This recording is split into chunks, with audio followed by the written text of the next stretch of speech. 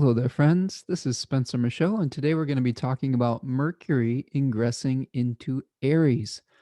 We're going to go on a journey today as we examine the transits of Mercury through all 3 decans of Aries. We'll talk a little bit about the sign of Aries itself. We will discuss which phase Mercury is moving into, including its Cazimi. So we have a renewal of Mercury over this period of time, which is between April the 3rd and April the 19th. Mercury is moving super fast right now. So we will break all of that down for you. We're going to talk a little bit about Mercury's sextile with Saturn, its sextile with Mars. There's a mutual reception going on with Mercury and Mars, its host. So we'll get to all that and some fixed star stuff. And of course, we will look at both the Decanic Tarot and the I-Ching to help us bring all the essence together and figure out what all this means and what we can do over this period of time. All right. Hope you're all doing well out there. I'm going to share my screen with you so that we can see what we can see. So here we are looking at the beginning of this transit, which is happening on April the 3rd, 2021 at 11:41 p.m. So I'm recording this on Friday while Mercury is still in Pisces, but late tomorrow, Saturday, we will see Mercury moving into the domicile of Mars. Quite a shift of energy, if I do say so myself. There is a shift from Mercury moving from Jupiter's temple. It's kind of its opposite. So this was one of the reasons they thought of Jupiter's temple as a really difficult place for Mercury, because Jupiter is trying to find order, confirmation, higher meaning, higher purpose, abundant growth, where Mercury is trying to destabilize, kind of cast doubt, examine a witness on the witness stand, rather than like make a judgment like Jupiter would like to do. So now we're seeing Mercury moving out of its exile and fall and into a place where it is peregrine for part of the time, and it will have some dignity by being on its own terms in the middle of the cycle between 12 and 20 degrees. So if we just look at the breakdown, the condition details of this, right, first of all, the host is Mars, and Mars is in a sextile. And we'll just look at the beginning of this first. So you can see right now, as Mercury is moving into Aries here, it is in a sextile now with its host rather than a square. So that is an improvement in the condition and the relationship between Mercury and Mars.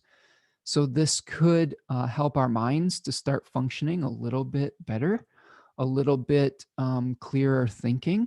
Although I will say this, one of the things that we have to consider is that Mercury, very late in the day, on the 3rd, right before it moves into Aries, is going to be making its morning setting. Okay, so this is interesting. We've been talking about synodic cycles or planets' relationships with the sun. So what we see here is the moment where Mercury is moving within 15 degrees of the sun. Okay, and that is when it is under the sun's beams. Okay, that is a moment of phasis where we may receive some important communication that could potentially cast some doubt in the Aries ruled area of our charts, that could have us questioning what we are doing in that area of our life, and potentially that could have some ramifications for both the Gemini area and the Virgo area of our life, because Mercury is providing resources for both of those houses. Now, Mercury can witness the Gemini house by sextile, so there may be more clarity in regards to that, but it is in aversion to the Virgo area. So the confusion that we might see is definitely Virgo area of your life. In this case, like, this is a Scorpio rising chart. This is just the chart of the moment of the ingress of Mercury into Aries. But if you, let's say that you had a Scorpio rising chart, you may have something happen in your 6th house, like maybe an injury or an illness or some sort of new schedule or some kind of new work type of thing that could have you questioning other areas of your life, like your shared resources in the 8th house, themes related to death or inheritance or debt. And that could also be shaking up your 11th house of groups and of benefactors and people that support your outer action out in the world.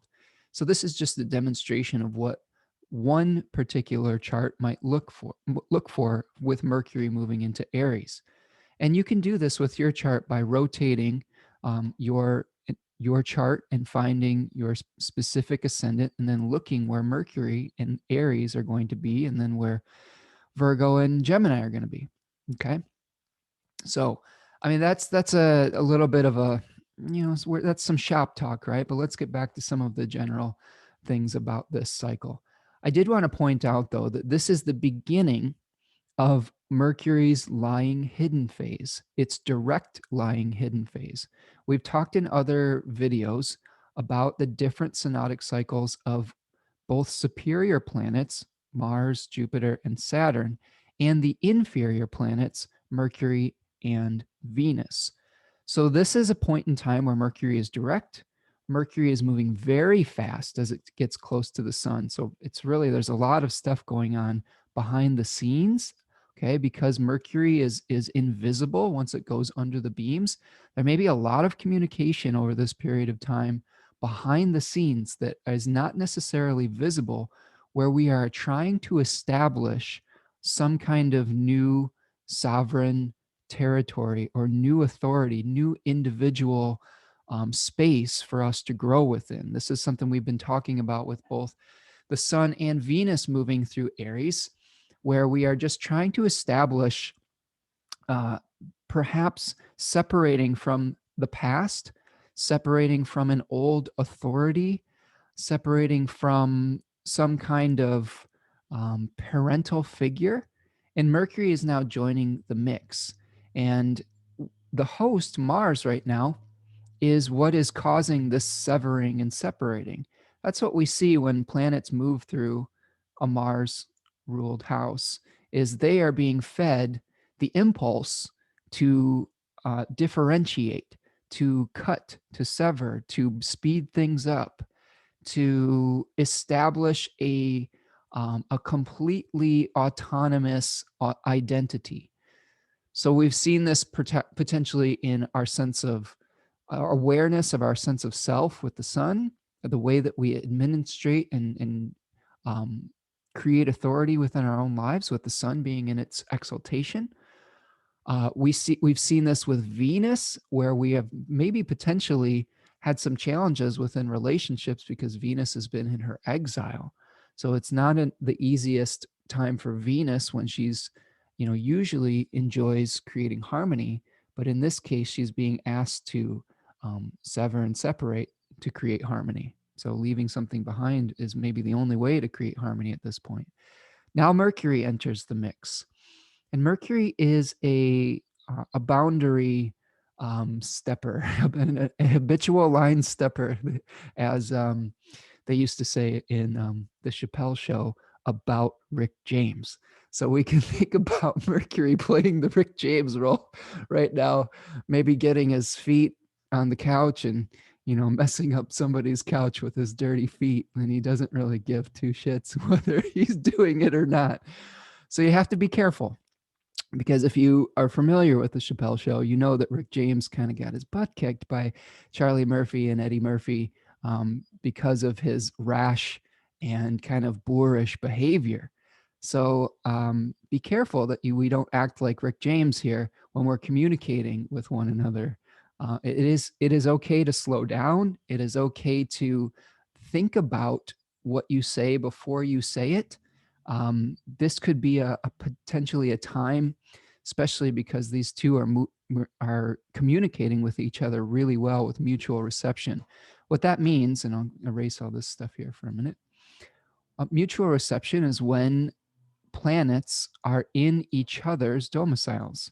So Mercury is in the house of Mars, and Mars is in the house of Mercury. So imagine that you're kind of staying at a friend's house, and you both are staying, you're like house swapping, and you have a vested interest in what the other is doing at your home, and there's an open line of communication because there's a harmonious sextile between these two planets. But they could be feeding each other's kind of significations um, quite quickly. This is something where words can become weapons, opinions can be, shot off like fireworks. We could be, trying to make a choice as well, though. So I think that this mutual reception between Mercury and Mars really has us asking questions about what new territory we want to establish, what dominion we want to explore or create or dominate, I guess could be another way of thinking about this, because we have this kind of energy where we want to conquer something. There was some significations with the Two of Wands that we see the tarot associated with this decan, where we associate with Alexander the Great, where we are looking for a new place to establish our sovereignty, um, and that can lead to some conflicts. Not everybody wants to be dominated, not everybody wants to be colonized or whatever. It is a difficult it can be a difficult experience trying to leave behind the past and move forward into the future. And especially when we're trying to do that, when we're leaving behind like an authority figure, I guess could be another way of thinking about that. Okay, so we have this need to leave what Liz Green calls a terrible father.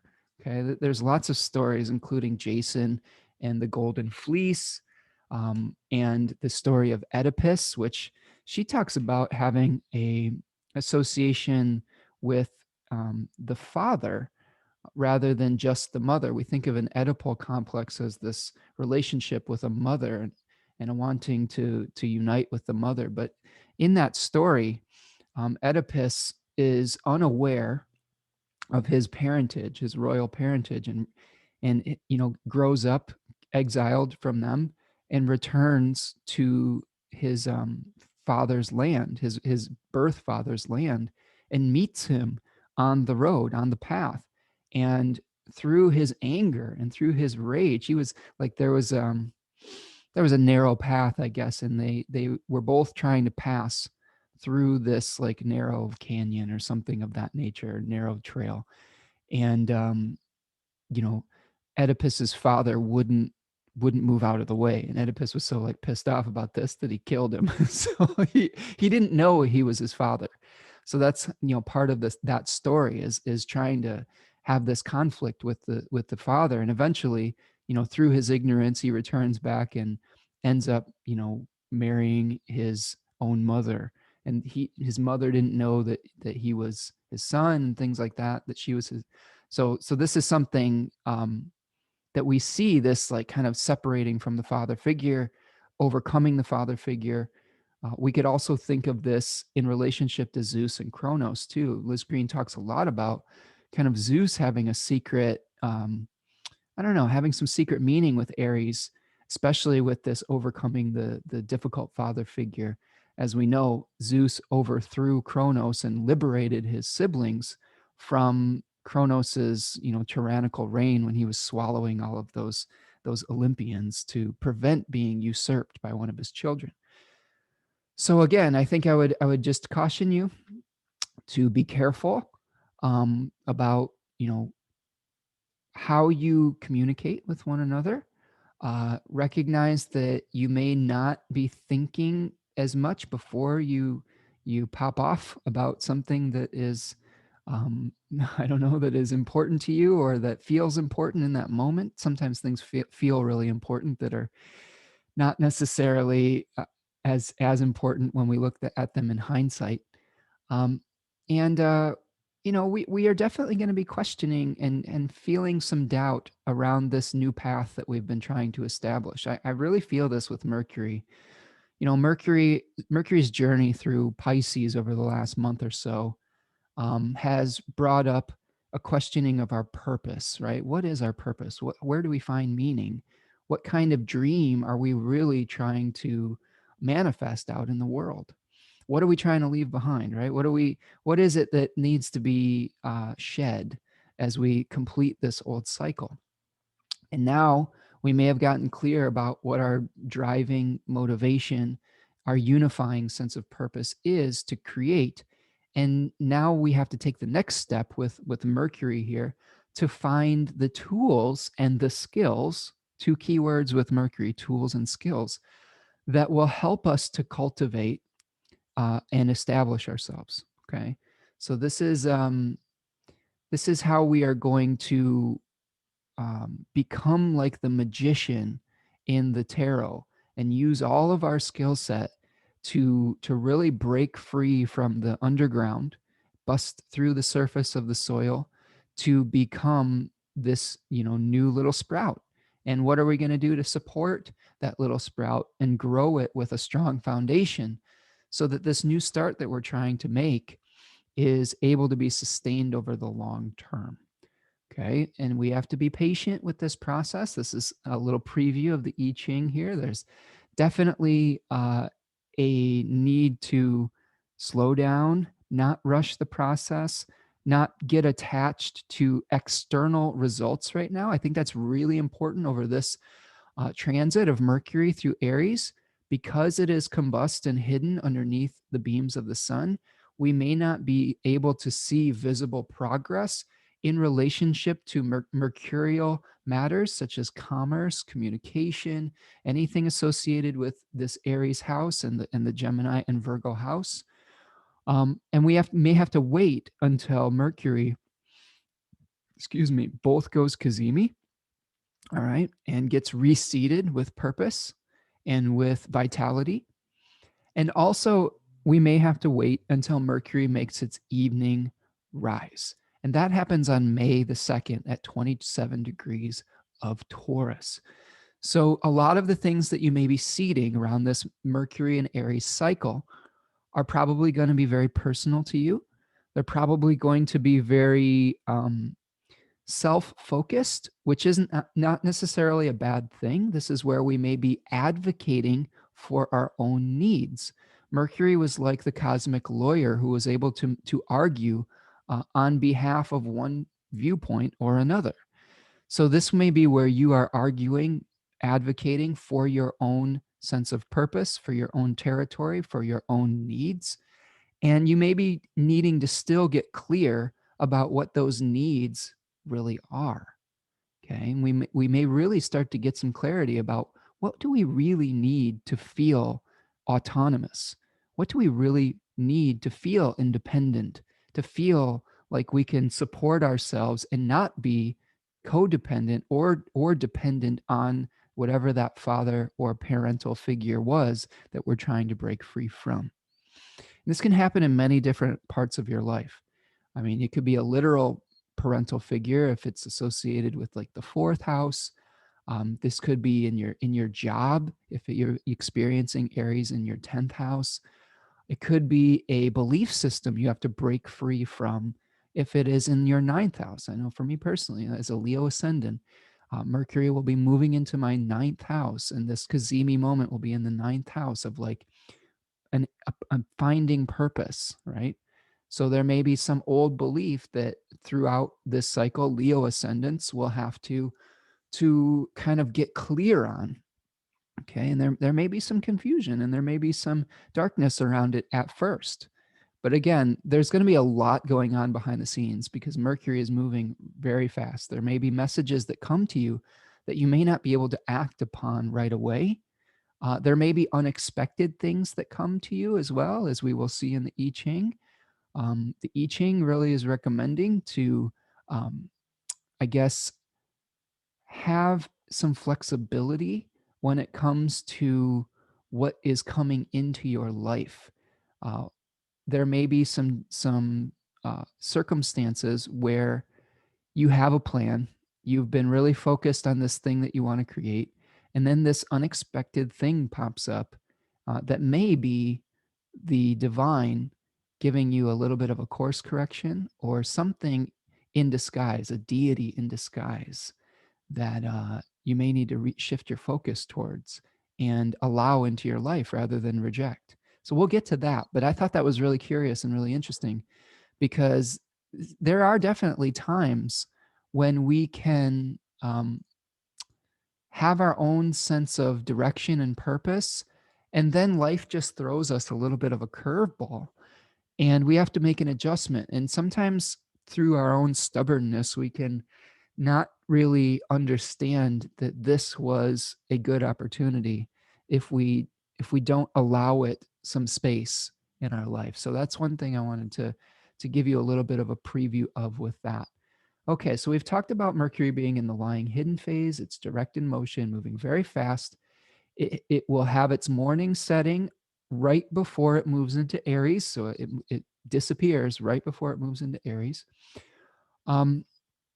We will see potentially fast, severe, subjective, innovative exchanges, yang speech. So this is a yang position, a masculine position for Mercury. So instead of going off into our imaginations, we may be wanting to externalize our thoughts, our processes. But again, we may feel frustrated because Mercury is getting burned up under the heat of the sun and the beams of the sun. So I would say that this is a position where it is important not to, I would say, don't get into arguments behind the scenes, because sometimes that can really bring you a lot of stress too. Like gossip is something that could potentially happen with Mars and Gemini and Mercury and Aries, where we aren't really thinking of the ramifications of talking, especially behind the scenes with Mercury being hidden. You can get into some real difficult waters.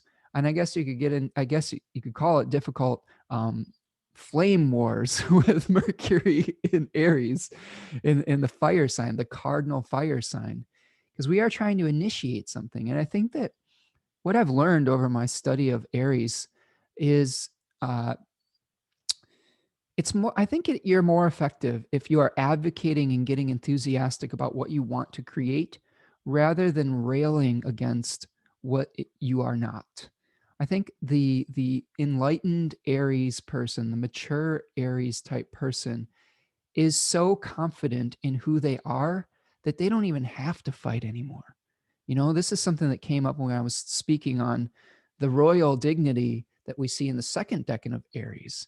Is you can feel so comfortable in your own skin and in your own power that you're almost unassailable, right? And in that regard, you can let other people feel confident in their own path and in their own journey without having to feel that the difference between you is a threat. Let me repeat that. You can feel confident enough in your own abilities and your own path so that the differences that arise do not have to be perceived as a threat. Okay? I wanted to emphasize that because I really think that's going to be important moving through this mercurial cycle. Here's what I think a really mature Aries person or mature Aries placement would do during a heated exchange like this. If they feel that someone is going, against the grain of their belief system, instead of arguing about it, you can say, you don't even have to get into it. You can say, we can agree to disagree. And then you go do something else. Why waste any time on actually having that argument? You know that you're probably not either going to convince someone of your perspective or they're not going to convince you of theirs. So it's almost like, why even fight? You know what you believe because you've established that through this beginning Aries cycle. And there's just no need to fight. I think that's the thing. Okay. So I've talked about Mercury being a mediator or a lawyer, arguing on your behalf, arguing for the needs of the self, where we're trying to leave the old limiting situation. I'm just looking through my notes here. This could be where you're discussing your war strategy as I've just discussed, like potentially not going to war. But I think of the war being not necessarily between any one person and you, but it could be with your own sense of self-doubt. How are you going to strategize creating that new independent start? Maybe it could be the battle for sovereignty itself. Okay. And so you will have to put some energy into that, into strategizing. I think Mercury is a very strategic thinker as well. We've talked about the terrible father figure and overcoming that. Mercury will be in Mars's diurnal temple. So this is, again, very active, very energetic, confrontational. Words could potentially become weapons behind the scenes, hidden conflicts, hidden contests, words erupting from underground, bursts of thought. The first decan of Aries is sort of the energy that it takes to move out of the underground seed cycle into the light. When we are looking at some more of the condition here, we do have in the first decan, we have a double Mars ruled face that has the terms of Jupiter and Venus. So benefic bound lords from 0 to 6 degrees for Jupiter and 6 to 12 degrees for Venus. And we have the card, the Two of Wands, called Dominion. Again, this is the card of Alexander the Great surveying his realm and thinking about which territory he wants to conquer next. In this decan, we also have a daimon or spirit named Aidoneus, which is Hades, the lord of the underworld. So we have the seed literally under the ground that is about to erupt through the surface. Now, you remember in the story of Hades and Persephone, he erupted from underground and stole Persephone away. And funnily enough, Persephone is the deity associated, or the daimon associated with the second decan of Aries. So let's break down some of the transits, and we'll go decan by decan, and I will discuss some of the little nuances as we go along. Okay. All right. So we'll look at April 3rd. We have the Mercury is moving into Aries. Mercury will immediately conjoin a fixed star called Scheat. Okay, so this is a fixed star in Pegasus. Pegasus is that winged horse that speaks to ascending to the heights of your dreams. Scheat has some things to do with innovative, headstrong thinking. This may be a time where we are feeling like we are just going to do our own thing. We're potentially going to be rejecting other people's opinions and thoughts and saying, you know what, I can't do it the same way that you can, and I have to do it my own way. So, get on the back of Pegasus the horse and figure out what your dream is. It doesn't mean that it has to come to light yet, but I think getting really clear on who you are and who you are not is very important during this first decan phase, and putting some energy into it. All right. There's a lot of energy, a yang energy that's needed to push the little seed through the soil. On April the 6th, okay, we will see Mercury at about 5 degrees of Aries here. And what we're going to be seeing is Mars, its host, shifting to the third decan of Gemini. Okay, so this is what is giving us energy right now. This is what is going to be feeding the mercurial significations. Now, when Mars was in Gemini 2, we had the Nine of Swords experience. And this Nine of Swords experience was like kind of the nightmare card where we were really feeling the weight of so many possibilities, and we didn't know what choice we needed to make, right? There's the duality involved was painful. And finally, as we move into the third decan of Gemini, a choice has to be made. Okay, we see the 10 of Swords card associated with this decan, and we see a figure with 10 swords in his back, and he's like, he's killed something. Something has to die.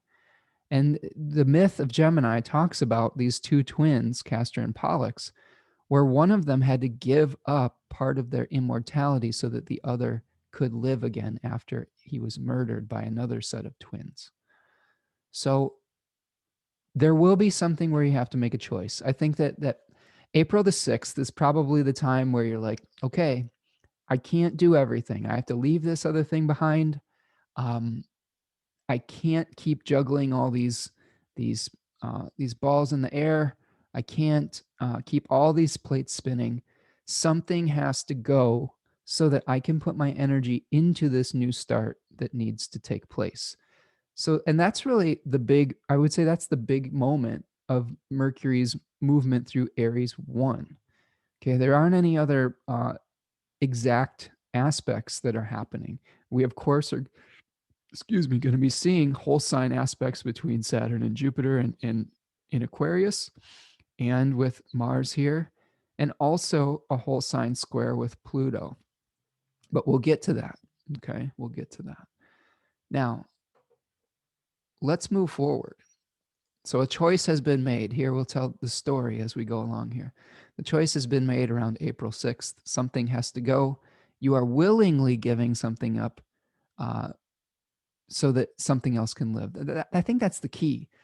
It's easier to willingly give something up than to have it taken away from you because you just can't put the proper amount of energy into it anymore, right? So that's something to consider. If you want to be the sovereign of your own territory and your own state, you have to be able to make decisions like that every once in a while and say and delegate. Say I can't do this anymore. You have to help me with this, or I can't show up for 5 meetings if I have to really be on my game at this one meeting today if I have to prep for it or something like that. So I do think we may be cutting out distractions around this period of time and making a choice. This is the time for choosing. All right. So if we go forward to the 9th of April, we're going to see Mercury moving into the second decan of Aries. Okay, around 9 in the morning, 9:25 a.m., Mercury will move into Aries 2. Austin Coppock calls this decan, he calls this one the crown. The first one was called the axe, where we're separating. And now when we've made our choice, we've made our split, um, we are tasked with governing the new area that we have established. Okay. Um, Book of Thoth calls this virtue. This decan is really interesting. I just did a few videos on this. If you want to check out Sun and Venus in Aries too, the it has two fixed stars in this area that have to do with the royal family that are near the pole star, the north celestial pole. And that, of course, includes Alderamin at 13 degrees of Aries and Alpheratz at 14 degrees of Aries. Excuse me. Alderamin was in the constellation Cepheus, the king. Alpheratz was in Andromeda, the princess, but also in the navel of Pegasus, so it plays a dual role.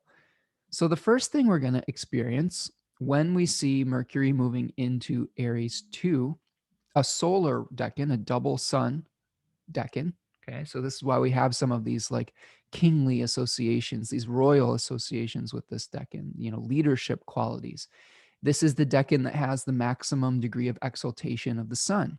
So you can see that one day previous, we saw that the degree of the sun's maximum exaltation, right as Mercury is moving into the same decan. Okay, and then the sun's moving out of that decan. The first thing that happens here is Mercury will be making a whole sign sextile with Saturn. And you can see this on the 10th of April. All right, so here is our whole sign sextile. This is going to be happening around 11 degrees. Actually, maybe it's the day before, but I have something set up where it's very late in the day. So let's look a little bit for earlier in the day here. Okay. Here is our whole sign sextile. Almost exact. Oh, maybe it's on the 9th. Anyway, details.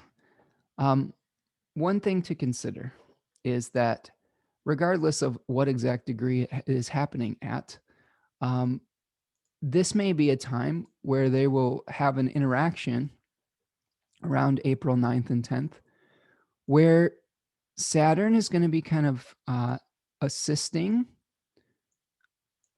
with slowing some things down. There's a sextile with Saturn in Aquarius 2, which is associated with the Six of Swords. That decan is about leaving the past behind and making a transition to a new experience. We could see a figure being ferried across a river into a new land. So this is a time where I think that as you are trying to establish your authority and the rules of your new sovereign state, it's very important for you to rise above the whole picture of your life and try to see it from a big perspective. Try to see it for what type of blueprint you are trying to establish. So this could be where you're really kind of, kicking around a lot of ideas about what the new structure of your reality is going to be moving forward. Okay. When we look at the cards associated with Aries 2, we see the Three of Wands, where a figure is staring off into a bay where his ships have gone out, and he has made a decision, and he's sending off his ships with his goods that he has created, and now he has to wait for them to return. Okay. Or this could be him, that those ships returning. Could be both. All right. Either way, there is a period of like waiting. There is we're still sort of leaning on the old experience. We haven't quite gotten the final victory yet, but that is going to come. On the 11th, we will see Mercury making a conjunction with Alderamin at about 13 degrees of Aries. So this is a fixed star in Cepheus the King, which is also coinciding with our new moon in Aries 3. So the new moon will happen at 22 degrees of Aries, while simultaneously Mercury will be hanging out on Alderamin in the constellation Cepheus. So this has to do with maintaining your dignity, your royal nature, having confidence. This may be a point in time where you have to maintain your integrity in some sort of business dealing or in some sort of commercial interaction. Again, rising above a challenge or a conflict is probably the best way to go. As we move forward out of this new moon cycle, you're going to see that Mercury the next day on the 12th will be hanging out at about 14 degrees of Aries on Alpheratz. So we may want to move quickly as Mercury is moving through this area of the zodiac, but I think it's important to not get too outspoken, too overconfident, not to take rash action, because that we may be tempted to do that with this new moon. We'll be like, we're ready to establish ourselves and establish a following. But let the cycle play out. Let the lunar cycle play out. Get some real clarity by letting the Mercury Cazimi phase play out, and that will happen less than a week later. So there are things brewing. I really think that there's big stuff coming at the mid-May, end of May. And this is really the preparatory phase for that. So I want to impress upon you the need to follow natural cycles. And this is the great time to begin things, but we don't have to have it all at once. Okay. That's the key these are great beginnings. But again, we can establish a firm foundation if we take our time and if we try to build from the ground up without just over asserting ourselves. All right. On the 14th, Mercury moves into the third decan of Aries. So you can see that here, about 20 degrees Aries. There we go. Wednesday, April the 14th, Mercury's day. The moon is in Taurus. It's separated from being under the bond, separated from that 15-degree mark where we might be able to start to figure out what this new moon is all about. We have the sun making a sextile to Mars that day, and Mercury is in the decan that is called completion by the Book of Thoth. And Austin Coppock calls this a burning rose. This is Venus's decan. So we can see some synchronization with the Four of Wands card in the tarot. And in it, we see like a wedding or a festival, a celebration, two figures kind of raising their arms victorious by a castle. I was really enjoying reading about Aries in Benabel Wen's book, 36 Secrets. She talks about this phase as the kind of the celebration of the establishment of a new sovereign king or queen or authority. So we've kind of made our split from the old regime. We've established the ground rules that we're going to be governing from in the second decan. And now this is like a celebratory phase where we have a ritual celebration, maybe a parade or something like that. But we also are trying to win over a hostile crowd. This is something that Austin Coppock talks a lot about in 36 Faces. There's the power of charisma in this decan. So we may be using our words, we may be using our communication to win people over at this point now to our side, to gain followers, to gain the support that we need to move forward with our chosen projects. Now, there are a number of aspects that are going to be happening during this decanic transit. So let's look at what we've got. So on the 17th, we have a big day. On April the 17th, Mercury is at about 26 degrees of Aries. It is going to be almost in the Cazimi moment. It is, roughly within 1 degree. And we have the exact conjunction in the exact Cazimi, the superior conjunction. That'll be happening on the 18th. But before that happens, before we get the renewal, we're going to see Mercury making a number of aspects. It will be making an exact sextile with Jupiter, a supportive aspect. It will be making an exact sextile with Mars, another supportive aspect. It will also be making an exact square to Pluto. So we've got all these communications happening all at once. So we're trying to establish the new start. We're trying to get the reseeding of vitality for Mercury in this new cycle. Think about the superior conjunction as Mercury or Hermes returning from the abode of the gods and bringing his ideas back to the earth. Okay, I've talked about this with a friend of mine, Gary Caton, who's a great astrologer and really knowledgeable about Mercury. And we talked about Mercury's psychopomp journey when it is under the beams, but generally Mercury is entering the underworld when it is retrograde and under the beams. And I was asking him about the morning star phase of this. And I think that the morning star is Mercury visiting Olympus, visiting the ideal realm. And now he's returning from the ideal realm to seed this, back to life, right? We could even think about it. I think you could think about it two ways. I think you could think about it as, and I am not totally clear on this yet. Maybe Mr. Caton could clear it up for us one day. I should have him on the show. But it could be that Mercury is visiting Olympus at this Cazimi moment, right? When it's under the beams, that could be Mercury returning to Olympus to get the universal ideal that needs to be seeded into the next cycle. Or that could be happening when it's visible as the morning star. That's something that I don't quite have clarity on yet, but I could think of it both ways. Actually, just thinking about it out loud here, I think it would make sense that we'd be visiting Olympus during this hidden phase on some level where Mercury has disappeared into the Olympian realms, into the clouds, right?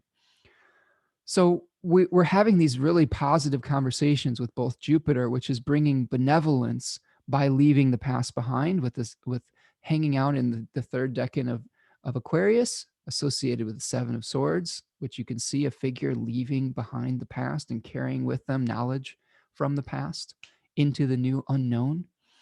And also with Mars making, the sextile from Gemini 3, where we had to make a choice, and because we're leaving the past behind, that is a choice. That's leaving something behind. But those are positive things that we can do right now, because the sun and Mercury are both making positive sextile with these two planets. Now, the challenge is coming from Pluto. And we see Pluto in the third decan of Capricorn, which is associated with the Four of Pentacles, where we have a figure that is trying to administrate earthly power, is like the CEO of his material realm. So there may be some material challenges as we're trying to establish ourselves. There may be some things from underneath the surface that bubble up that are perhaps systematic. I think that the challenges we see with Pluto in the last decan of Capricorn are like government issues, system issues, bureaucratic challenges. So when you're trying to make your new start, there may be some corruption that was pushed underneath the surface that has to be dealt with as you are moving forward into your new chosen realm. So if stuff comes up with this, I mean, this is all happening in the same day, basically. Okay. The sextile to Jupiter, the sextile to Mars, the square to Pluto. So I really do think there may be a bureaucratic challenge here. Now, funnily enough, around this period of time was the old tax deadline. But again, I think in America here, we had tax season extended by a month. At least I hope so, because I don't think I'll have my taxes done by this time. But again, there may be, some confusion that was going on with how to do your taxes and things like that because of a lot of the new laws that had come into play regarding stimulus checks and all of those things. Remember that I believe that I don't know if any of you have lost your job or anything like that, the first $10,000 of your taxes or of your unemployment income for 2020 is non-taxed. So that's one little secret out there. And there is a little way to make sure that you're not getting taxed on that if you had trouble with your employment over that year. Yeah, there's all sorts of new little things they put in there, but we won't get into that here. Talk to an accountant. I'm not a good I'm not an accountant. Like, as much as I may have been one in a previous life or whatever, I think that I too receive some help when I'm trying to figure out all these details during these very complicated tax season things. So again, take care of the bureaucratic issues. You may be receiving some help from Jupiter and from Mars. Make a choice, leave the past behind, unearth the corruption, try not to use nefarious means to get ahead. I think that's another thing with Mercury and Pluto in communication with one another here, is we may be tempted to break the rules or bend the rules a little bit. And I think that would be a mistake. So make sure you're honest in all of your dealings and maintain your integrity.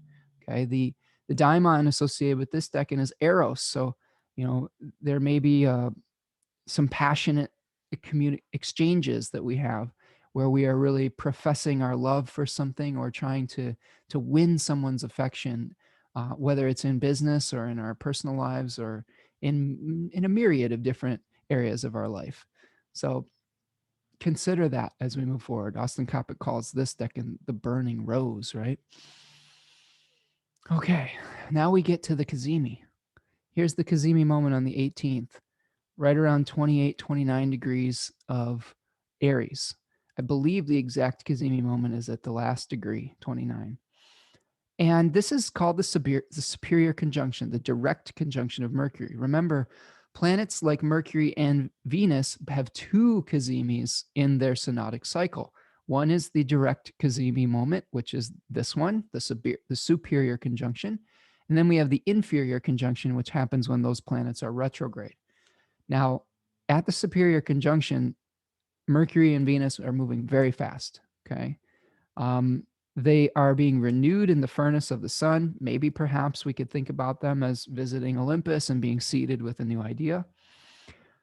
And then we are also seeing a conjunction with a fixed star.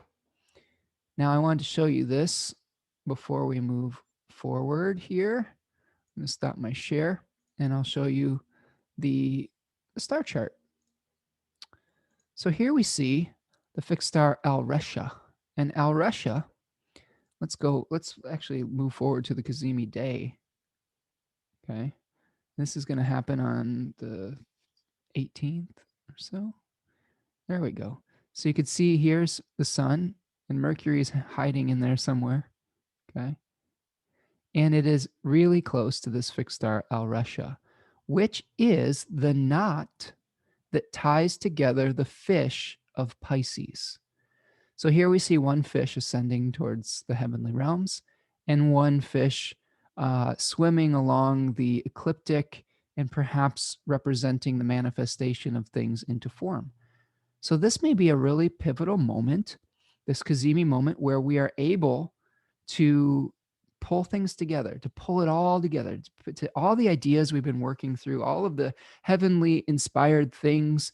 We may be saying, okay, aha, this is what we have to do to make this real, to pull it all together, to marry the ideal with the form that it wants to take around April 18th.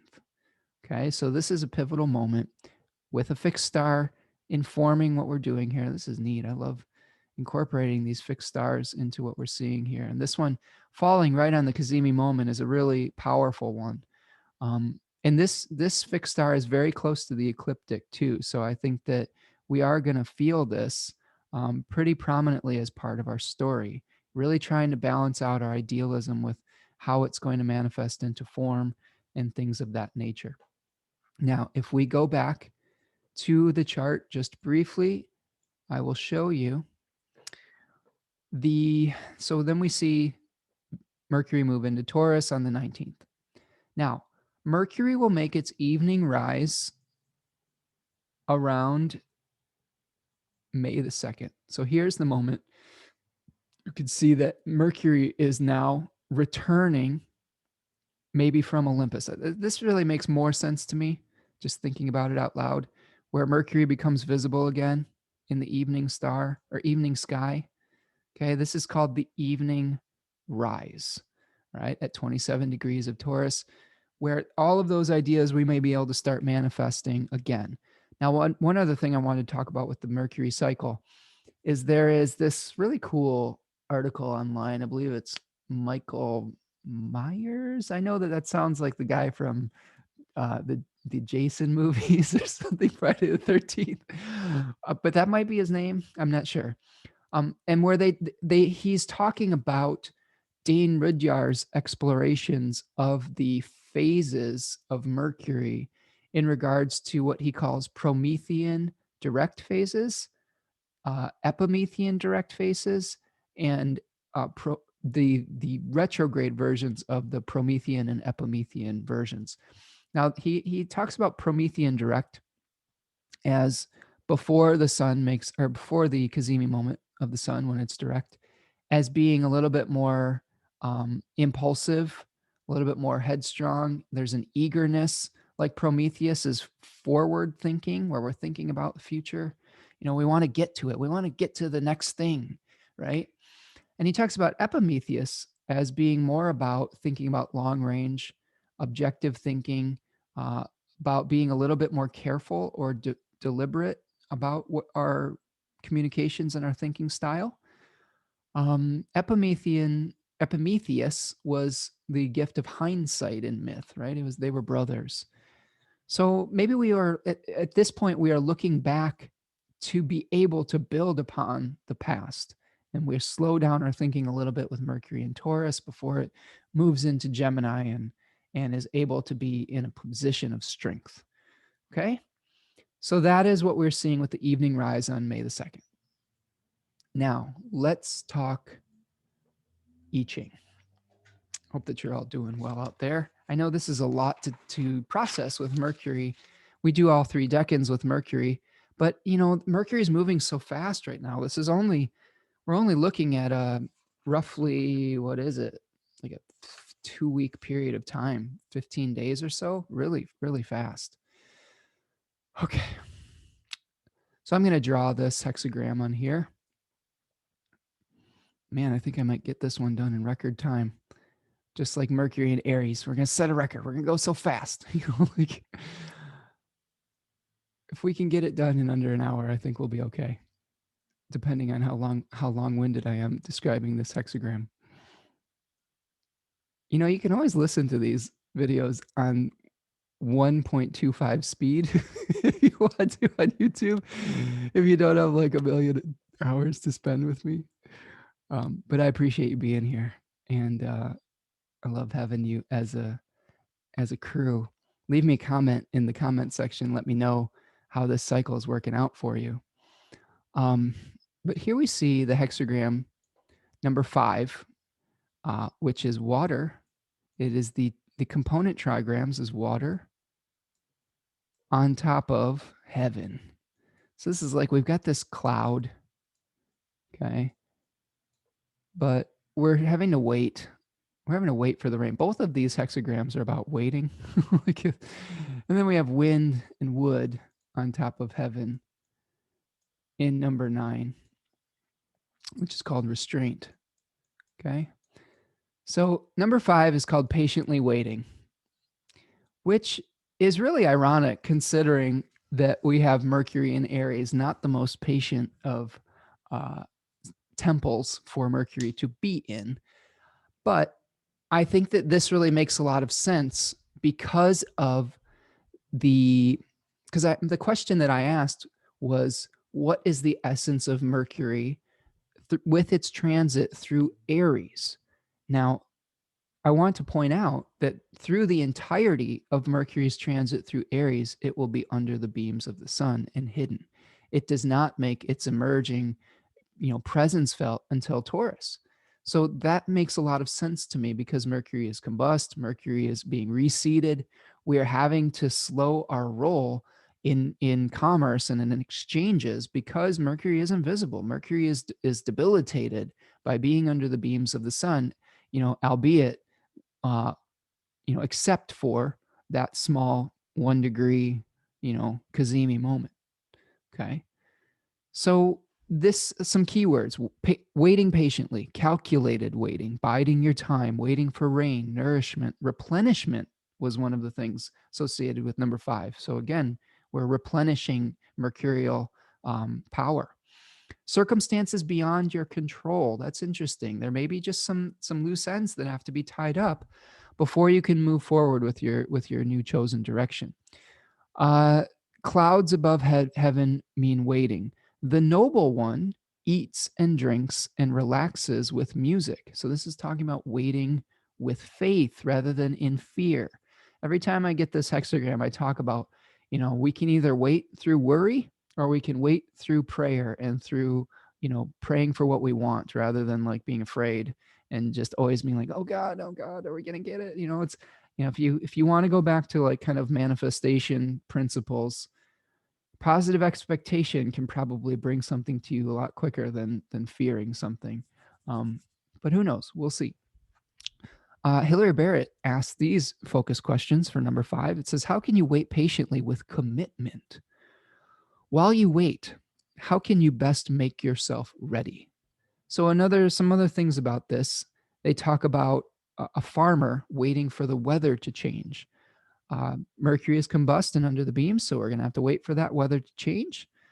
Things are being worked out behind the scenes. How can you cultivate your fields, right? Mercury is being reseated in that furnace of the sun. Have faith in the process. They talk about dancing for rain. So again, one interesting little side note, I got the grouse today, which speaks about dancing and having dancing with the rhythms of life.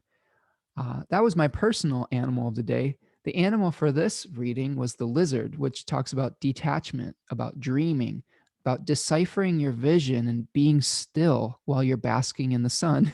Oh God, I'm just laughing and laughing because it's so neat how all these symbols can communicate with one another when you're really just kind of being open to them, being, aligning with one another. Look at what a lizard is doing, basking in the sun, dreaming, right? Mercury is going Cazimi of the sun, exploring your inner world while you figure out what territory you want to establish. And you can't get too up in arms about it. A lizard doesn't waste his energy. He absorbs the energy from the sun because he's cold-blooded. I mean, this may be a period of time where Mercury is kind of cold-blooded, and we need that heat of the sun before we can make a movement like the lizard does, right? Before we can heat things up and speed up again. Okay, so do the inner work. Do the ritual. Wait, and then wait for the results. That's the rain dance, right? Do the inner work, but without expectation. Take your time, relax, trust yourself, trust in the process. Avoid impatience and greed and misdirecting your energy into different directions. Don't waste energy arguing with people. That's the biggest waste. If someone doesn't agree with what you're doing, just say, okay, sayonara. You don't have to do anything other than that. We'll agree to disagree and then end the conversation. Don't just keep arguing. Just say we'll have to agree to disagree, because that's just wasting your energy. That is just something that can distract you from your actual purpose, which is putting energy into your own chosen position. Okay. There's one changing line. It's line number 6, which is in the heavenly realms, in the idealistic realms.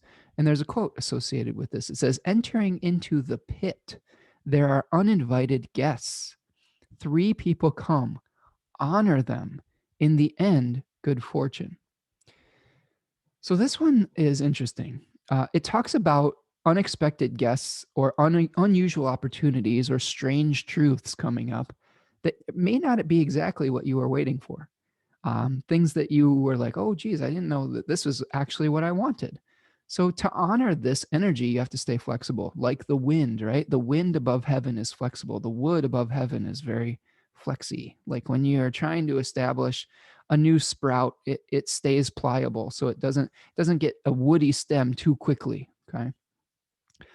There's stories in this hexagram or this line about unexpected visitors who turn out to be gods in disguise.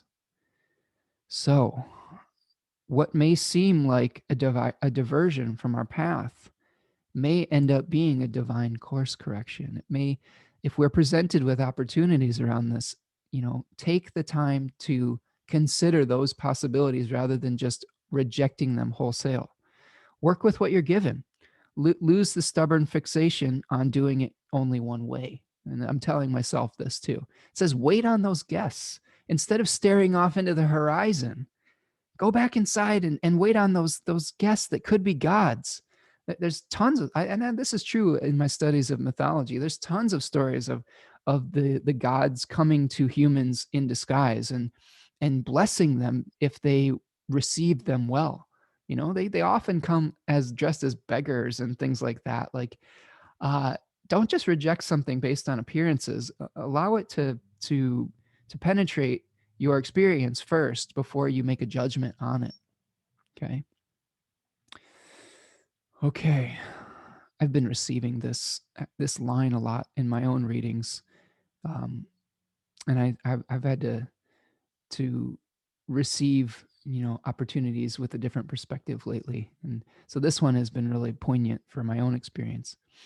Number 9 says, it is called the taming power of the small, or restrained. Restraint of the powerful by the weak, small farming, taking care of the little things, accumulation of small advantages, using gentleness and friendly persuasion, being temporarily held back. Okay, this one they talk about dense clouds, but no rain. But the rain will come. Okay, remember we have the evening rise going to happen on May the 2nd. It says, what small thing can I work on today? How can I cultivate a better terrain? The quote says, small taming, creating success, dense clouds without rain come from my Western altars. So you've made the propitiation. You've asked for something. Now allow the process to play out and wait in faith. And what can you do in that period of time? There may be some small setbacks, but you have to cultivate your soil if you want to make things work. You have to remove the rocks from the soil if you want it to be fertile, if you want it to be fecund. You have to turn it over and allow the heat of the sun to warm it up so that it can become fertile soil. Okay, if you let all the old soil, with a bunch of roots and rocks in it, if you try to plant your seeds in there, you're not going to get the type of return that you're looking for. So turn the soil over, give it heat by exposing it to the light of day, remove some of the obstacles with patience over time, and take care of the details while you're allowing the divine and allowing nature to take its course. Pay it, be prepared. Remember, there's a story about Kairos, where Kairos had a lock of hair in the front and you could only catch it at the right moment. You could never catch it from behind. But what do you do when you're waiting for that right moment, where you're waiting for Kairos to come to you? You get ready. There's sayings where they say fortune favors the prepared. All right. So even if that moment to strike is not quite there yet, you can still do things to be prepared for when it is. And you will have a much better chance of catching your opportunity when it shows up if you do the little things right now and become prepared. Okay. I think that's what I've got. We did it. We got through it. Thank you so much for going on this mercurial journey with me. I wish you a beautiful Mercury in Aries season. I hope that you're seated with all sorts of wonderful ideas from the heavens that will help you to make a new start in your chosen endeavors. If you can do me a great favor, hit that like button. That helps to put this video out to more people. That's the first thing that you can just do to support the work that I'm doing. Leave me a comment. Let me know what is being seeded in your mercurial Cazimi cycle. Make sure that you're subscribed to the channel and hit that notification bell if you want to know when the videos are coming out in real time. And if you want to support the work that I do, you can buy me a coffee at buymeacoffee.com. I so much appreciate all of you that have been patrons of my work. That helps me keep the lights on here, and it helps me to keep these videos accessible to the most amount of people possible by doing this donation model. You are helping to buy this information for people that may not be able to afford it. So if you can't afford this stuff, that's super cool. Hit that like button. Make sure you're subscribed. But if you have more than your fellow neighbor, make that donation, and you're going to be giving them the gift of this knowledge as well. And you're going to be helping me out and helping me pay my bills. So thank you so much for all of that. I really do love providing this information for you and being a translator like Hermes of the stars for you. So be kind to yourself over this cycle. Think about your words before you speak a little bit. Try not to get into any arguments with people that are fruitless. And most of all, be kind to yourself over this process. Be patient with yourself. Make the new start, but let nature take its course. That's what I've got for you today. Talk to you soon, everyone. Peace.